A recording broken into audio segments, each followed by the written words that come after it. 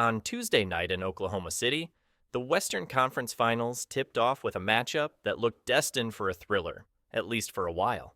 The Minnesota Timberwolves, known for their grit and defensive intensity, put up a fierce fight through the first half, holding the high-octane Oklahoma City Thunder offense in check and even threatening to steal Game 1 on the Thunder's home court. But if the playoffs have taught us anything about this Thunder squad, it's this. When the chips are down, their depth and relentless energy don't just wear teams out, they absolutely bury them.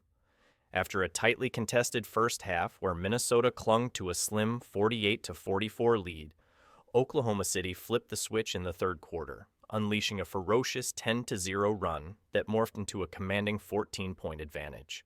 From there, the Thunder never looked back, rolling to a decisive 114-88 victory that sent a loud message to the Timberwolves and the rest of the West. SGA's early struggles and mid-game mastery.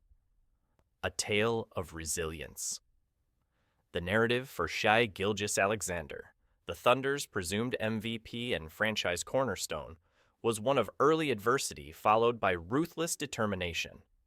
The Timberwolves came out physical and aggressive, focusing their defense on SGA with double teams and suffocating pressure. The result? Gilgeous-Alexander shot a frustrating 2 of 13 in the first half, visibly battling to find his rhythm amid Minnesota's defensive clamps. But even as his jump shots clanged off the rim, Gilgeous-Alexander showed why he's one of the league's most dangerous players by attacking the basket relentlessly, drawing fouls, and getting to the free throw line 7 times in the first quarter alone. This was classic SGA, wily and savvy, forcing Minnesota's defense to make tough decisions and generating crucial points at the charity stripe. His teammates picked up the slack early, with 3 other Thunder starters hitting double digits to keep Oklahoma City within striking distance. Then, after halftime, something shifted. Gilgeous-Alexander found his groove in a big way, shooting 8 of 14 in the second half, breaking down defenders with slick drives and knockdown mid-range jumpers. The final stat line, a game-high 31 points, 9 assists, 5 rebounds, and 3 steals.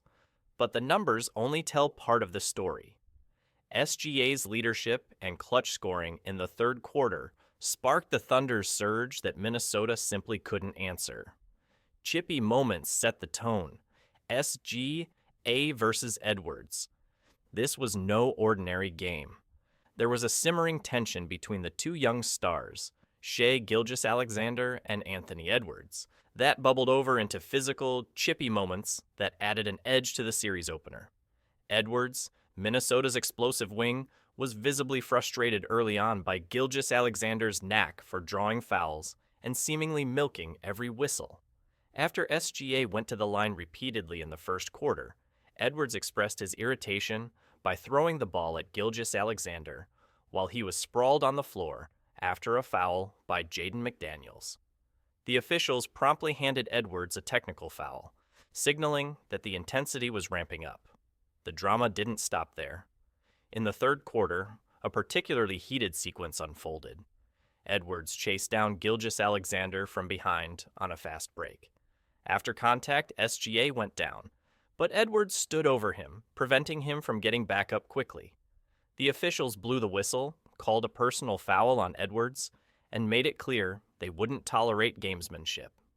These moments set a gritty, physical tone for the series and underscored how personal this matchup already is, between 2 rising stars fighting for supremacy in the Western Conference. Julius Randle's early firepower fades in the crucible. If the first half belonged to anyone other than the Thunder, it was Minnesota's Julius Randle. The veteran big man was a force to be reckoned with early, drilling a stunning 5 of 6 from beyond the arc, setting a new career playoff high for made threes by halftime. His 21st half points helped Minnesota build a 4-point lead as the Timberwolves played stingy defense, holding Oklahoma City to just 44 points. But as the third quarter unfolded, so did Randle's offense stall. He took only 1 shot in the pivotal third frame and missed it, while the Thunder poured in 32 points to Minnesota's 18. The narrative shifted swiftly in Oklahoma City's favor, and Randle's early fireworks were reduced to flickers. He managed to score 8 more points in the fourth quarter, but by then the game was firmly in Oklahoma City's control. Randle finished with 28 points and 8 rebounds on an efficient 9 of 13 shooting night, but his early success from deep, 5 of 5, evaporated as the Thunder's defensive adjustments took hold. Notably, he didn't attempt another three-pointer after the first half, signaling Minnesota's offense struggled to maintain its rhythm. Anthony Edwards and